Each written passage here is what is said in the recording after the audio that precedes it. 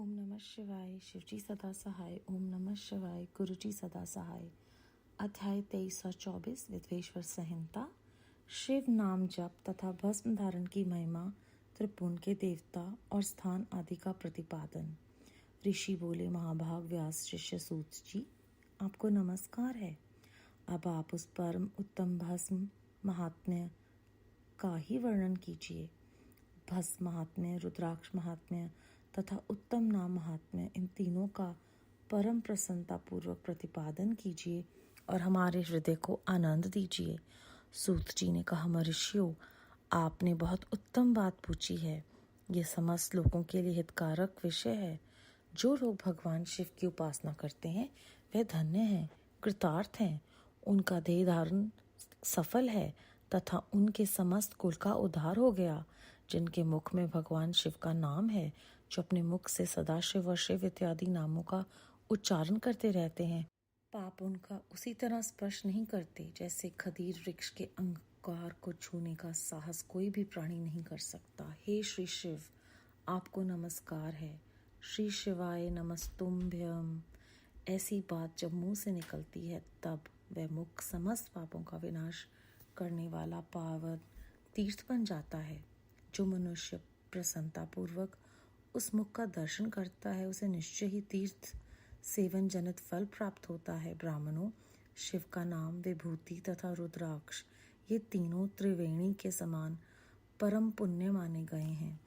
जहाँ ये तीनों शुभतर वस्तुएं सर्वदा रहती हैं, उसके दर्शन मात्र से मनुष्य त्रिवेणी स्नान का फल पा लेता है। भगवान शिव का नाम गंगा है, विभूति यमुना मानी गई है और रुद्राक्ष सरस्वती कहा गया है। इन तीनों की संयुक्त त्रिवेणी समस्त पापों का नाश करने वाली है।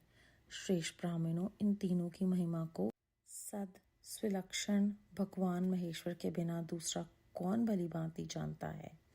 इस ब्रह्मांड में जो कुछ है वह सब तो केवल महेश्वर ही जानते हैं। विप्रगण, मैं अपनी श्रद्धा भक्ति के अनुसार संक्षेप से भगवान नामों की महिमा का कुछ वर्णन करता हूँ। तुम सब लोग प्रेम पूर्वक सुनो। ये नाम महात्म्य समस्त पापों को हर लेने वाला सर्वोत्तम साधन है। शिव इस नाम रूपी दावानल से महान पाप तक रूपी पर्वत अनायास ही भस्म हो जाता है। यह सत्य है, सत्य है, इसमें संशय नहीं है। शौनक, पाप मूलक जो नाना प्रकार के दुख हैं वे एकमात्र शिव नाम भगवान नाम से नष्ट होने वाले हैं। दूसरे साधनों से संपूर्ण यत्न करने पर भी पूर्णतः नष्ट नहीं होते हैं। जो मनुष्य इस भूतल पर सदा भगवान शिव के नामों के जप में लगा हुआ है, वह वेदों का ज्ञाता है, वह पुण्य आत्मा है, वह धन्यवाद का पात्र है तथा वह विद्वान माना गया है। मुने, जिनका शिव नाम जप में विश्वास है, उनके द्वारा आचरित नाना प्रकार के धर्म तत्काल फल देने के लिए उत्सुक हो जाते हैं। महर्षि, भगवान शिव के नाम से जितने पाप नष्ट होते हैं उतने पाप मनुष्य इस भूतल पर कर नहीं सकते। जो शिव नाम रूपी नौका पर आरूढ़ हो संसार रूपी समुद्र को पार करते हैं, उनके जन्म मरण रूप संसार के मूलभूत वे सारे पाप निश्चय ही नष्ट हो जाते हैं। महामुने, संसार के मूलभूत पातक रूपी पापों का शिव नाम रूपी कुठार से निश्चय ही नाश हो जाता है। जो पाप रूपी दावानल से पीड़ित हैं, उन्हें शिव नाम रूपी अमृत का पान करना चाहिए।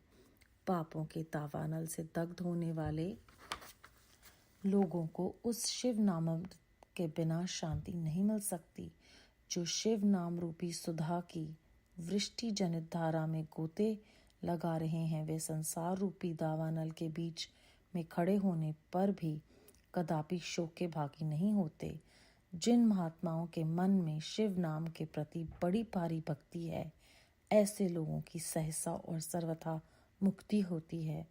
मुनीश्वर, जिसने अनेक जन्मों तक तपस्या की है, उसकी शिव नाम के प्रति भक्ति होती है, जो समस्त पापों का नाश करने वाली होती है।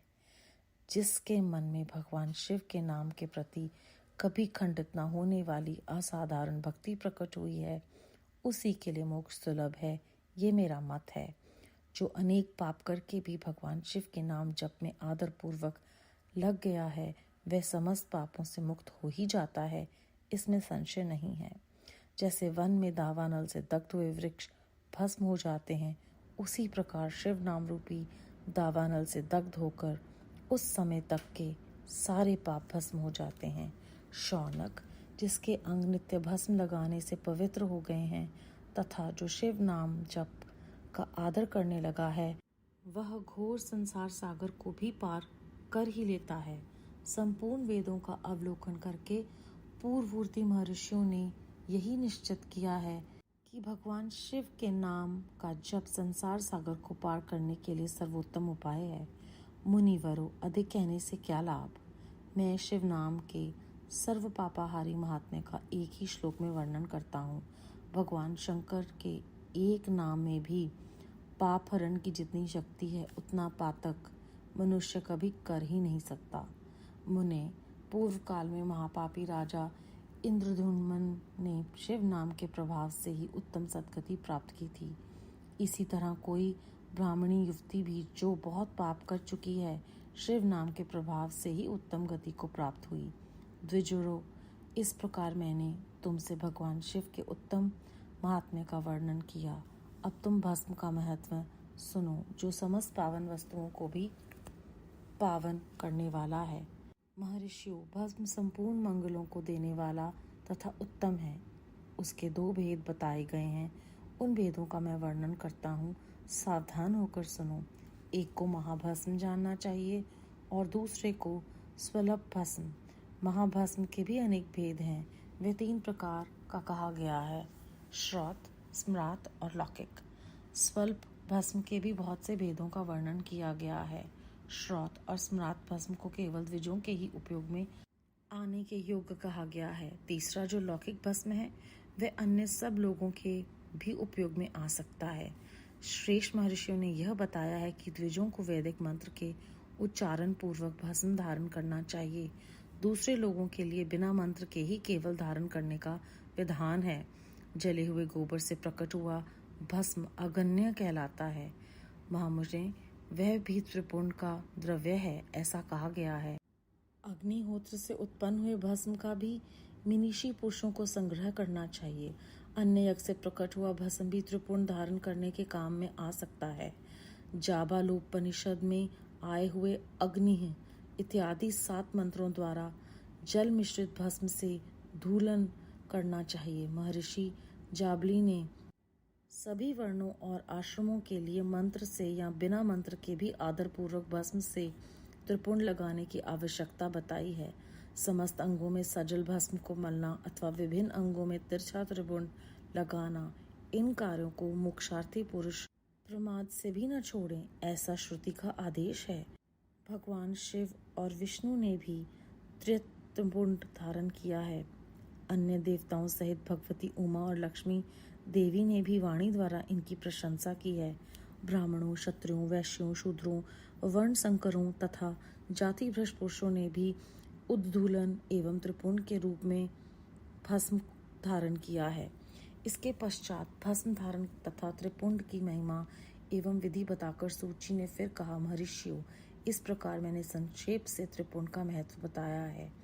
ये समस्त प्राणियों के लिए गोपनीय रहस्य है, अतः तुम्हें भी इसे गुप्त ही रखना चाहिए। मुनिवरों, ललाट आदि सभी निर्दिष्ट स्थानों में जो भस्म 3 तिरछी रेखाएं बनाई गई हैं, उन्हीं को विद्वानों ने त्रिपुंड कहा है। बाहों के मध्यम भाग से लेकर जहाँ तक बाहों का अंत है, उतना बड़ा त्रिपुंड ललाट में धारण करना चाहिए। मध्यमा और अणिमा उंगली से 2 रेखाएं करके बीच में अंगुष्ठ द्वारा प्रतिलोम भाव से की गई रेखा त्रिपुंड कहलाती है, अथवा बीच की 3 उंगलियों से भस्म लेकर यत्न पूर्वक भक्ति भाव से ललाट में त्रिपुंड धारण करें। त्रिपुंड अत्यंत उत्तम तथा भोग और मोक्ष को देने वाला है। त्रिपुंड की 3 रेखाओं में प्रत्येक के 9 देवता हैं जो सभी अंगों में स्थित हैं। मैं उनका परिचय देता हूँ, सावधान होकर सुनो। मुनीश्वरों, प्रणव का प्रथम अक्षर आकार, गृहपत्य अग्नि, पृथ्वी, धर्म, रजोगुण, ऋग्वेद, क्रिया शक्ति, प्रातः सवन तथा महादेव, ये त्रिपुंड प्रथम रेखा के 9 देवता हैं। यह बात शिव दीक्षा परायण पुरुषों को अच्छी तरह समझ लेनी चाहिए। प्रणव का दूसरा अक्षर उकार, दक्षिणाग्नि, आकाश, सत्वगुण, यजुर्वेद, मध्यादिन सवन, इच्छा शक्ति, अंतरात्मा तथा महेश्वर ये दूसरी रेखा के 9 देवता हैं।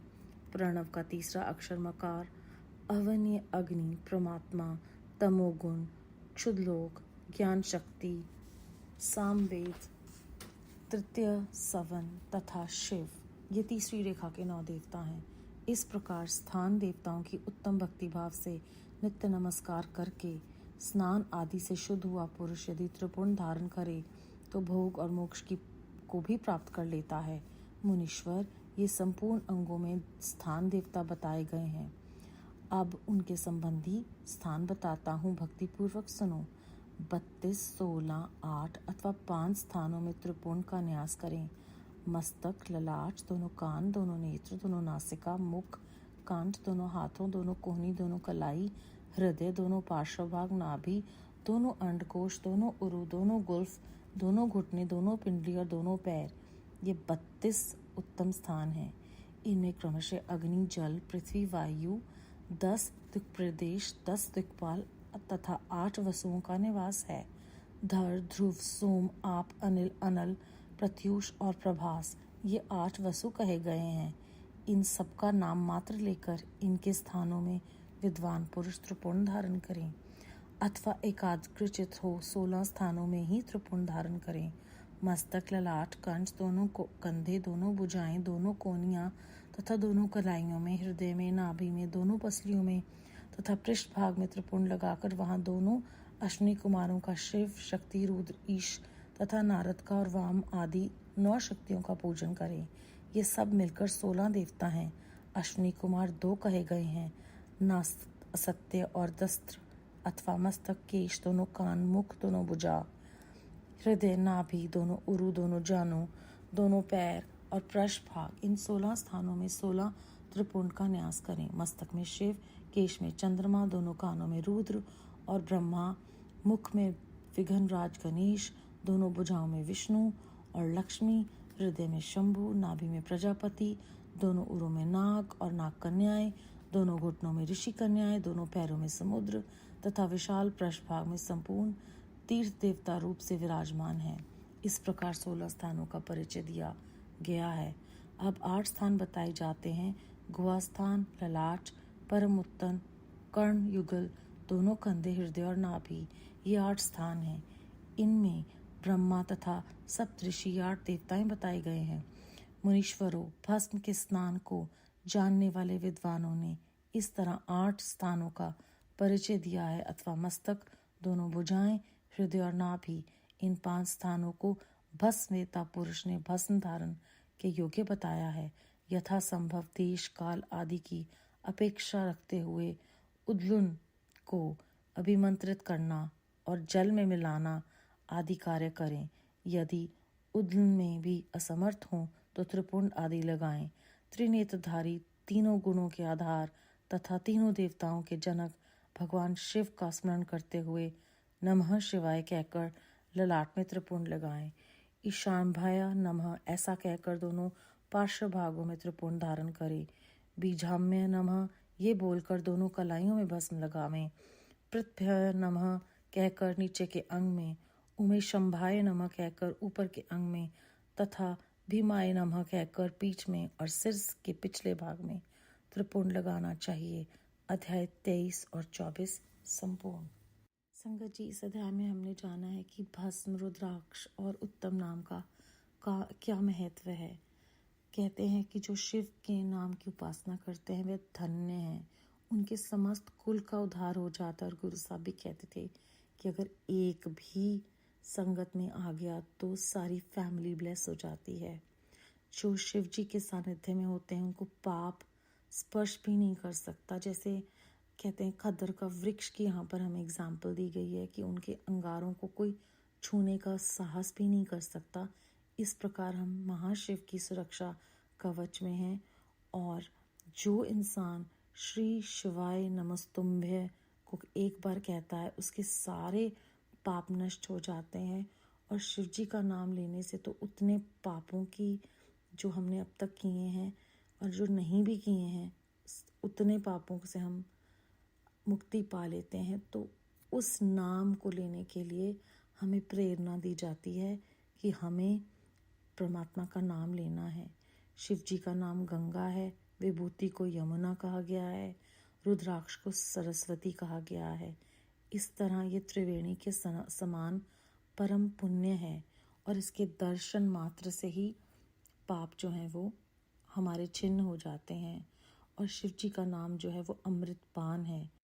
केवल जो द्विज हैं उनके लिए श्रौत वैदिक मंत्रों के उच्चारण के साथ भस्म को धारण करना है। हमारे लिए तो इतना आसान कर दिया है कि जिस तरह से मर्जी हम भस्म को धारण करें और हमें हमारे संपूर्ण अंगों में जो स्थान देवता हैं उनके बारे में जानकारी दी गई है। 32, 16, 8 और 5 स्थानों में कैसे त्रिपुण का न्यास करना है। 8 वसुओं के बारे में जानकारी दी है और फिर से हमें ये बताया गया कि एकाग्रचित होना है, उनका नाम लेना है और हमारा मन इधर उधर ना भटके। फिर से हमें अंत में मंत्रों को कहकर अंगों में भस्म को धारण करना है। बेअंत शुक्राना गुरुजी महाराज, बेअंत शुक्राना।